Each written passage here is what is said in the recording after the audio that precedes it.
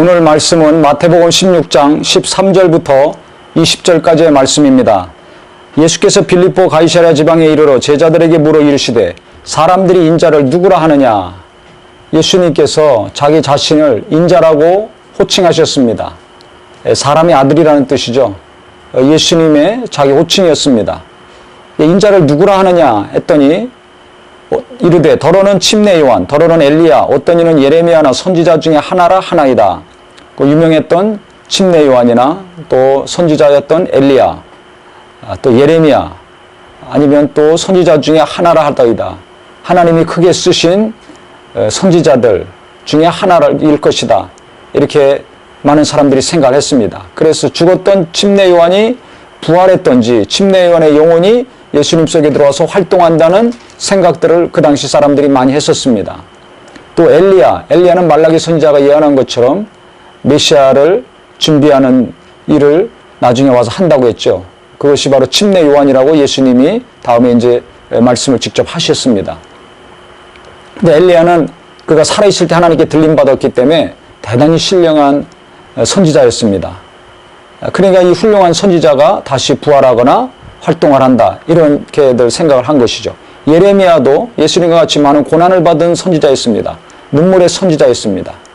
그러니까 이 유명한 선지자들이나 인물들이 다시 살아나서 활동하든지 그들의 영혼이 예수님 속에서 활동하는 거 아닌가. 그래서 이들 중 한 사람이 아닌가라고 그 당시 많은 사람들이 생각을 했었습니다. 그렇다면 너희는 나를 누구라 하느냐? 많은 군중들은, 이스라엘 사람들은 그 선지자들 중에 하나라고 나를 이야기들 하고 있는데, 그러면 나를 따르고 있는 너희들은 어떻게 나를 생각하고 있느냐 했을 때 베드로가 얘기를 했습니다. 시몬 베드로가 대답하여 이르되 주는 그리스도시요 살아계신 하나님의 아들이시니이다. 주는 그리스도시요, 즉 메시아죠. 히브리 말로는 메시아, 헬라어로는 그리스도입니다. 기름 부음 받은 자라는 뜻입니다. 하나님이 이 땅에 약속의 성취자로서 구세주로서 보내신 분이라는 뜻입니다. 그 다음에 살아계신 하나님의 아들, 말씀으로 하나님과 함께 하셨던 그분이 육체를 입고 이 땅에 오셨습니다. 하나님 품속에서 말씀으로 하나님과 함께 하셨던 하나님이 육체를 입고 오셨어요. 하나님의 아들의 신분으로 오셨습니다. 베드로는 정확하게 예수가 누구신지를 고백했습니다. 만점짜리 답을 했습니다. 그때 예수께서 뭐라고 하셨냐면 바요나 시몬아 내게 복이 있도다. 이를 내게 알게 아니는 혈육이 아니오 하늘에 계신 내 아버지시니라. 이것은 혈육으로 사람으로 말미암아 안 것이 아니라 하나님으로 말미암아 안 것이다. 너는 복 있는 자다. 즉 예수가 그리스도시고 우리의 구세주이시고 우리의 죄를 담당하시고 부활하실 구세주이시고 그 다음에 하나님의 아들이신 이 믿음을 가졌을 때 우리에게는 영원한 생명이 있습니다. 하나님의 자녀가 되는 놀라운 권세를 소유하게 됩니다. 그래서 예수를 믿고서 구원받은 자들, 마귀에게 속했던 자가 예수님의 공로를 힘입어 예수가 그리스도시요 하나님의 아들이라는 믿음의 고백을 통해서 하나님의 자녀가 되는데, 이 예수 믿고서 이와 같이 신분이 바뀐 자들, 하나님께 속하게 된 자들 복이 있는 것입니다. 복 중의 복은 예수 믿고 영원한 생명 얻은 것입니다. 다시 한번 말씀드립니다. 이 땅에서 가장 복 있는 자는 예수 믿는 자입니다. 예수의 이름을 소유한 자입니다. 예수가 그리스도시요 살아계신 하나님의 아들이라는 믿음을 가진 자가 가장 복 있는 자입니다. 이것을 다시 한번 정말 깨달으시기를 예수 이름으로 축원합니다. 그 다음에 예수께서 또 뭐라고 말씀하셨냐면 내가 네게 이르노니 너는 베드로라. 내가 이 반석 위에 내 교회를 세우리니 음부의 권세가 이기지 못하리라 그러셨습니다. 베드로는 시몬이었습니다. 히브리 이름은 시몬이었습니다. 근데 이제 베드로라 할 것이다. 페트로스, 바위, 돌덩이라는 뜻입니다. 큰 반석은 페트라입니다. 그러니까 내가 반석 위에 베드로라는 이름을 지어주시고 반석 위에 내 교회를 세우리니 음부의 권세가 이기지 못하리라. 예수는 그리스도시요 살아계신 하나님의 아들이라는 믿음의 고백을 갖는 자들이 바로 반석 같은 놀라운 믿음을 가진 자들입니다. 예수가 어떤 예수인가를 잘 알아야 됩니다. 위로의 예수, 사랑의 예수, 평화의 사도이신 예수가 아니라 예수는 그리스도시고 살아계신 하나님의 아들이라는 믿음을 가졌을 때 반석 같은 믿음이 되고 흔들리지 않고 요동치 않는 신앙생활을 할 수 있습니다. 교회는 바로 예수 그리스도의 교회는 그 믿음 위에 세워진다는 것입니다.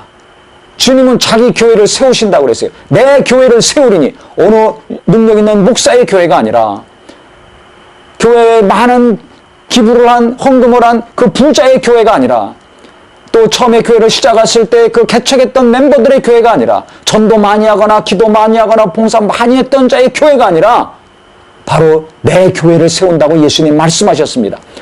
그러니까 반석 위에 내 교회를 세우리니 반석이 뭡니까?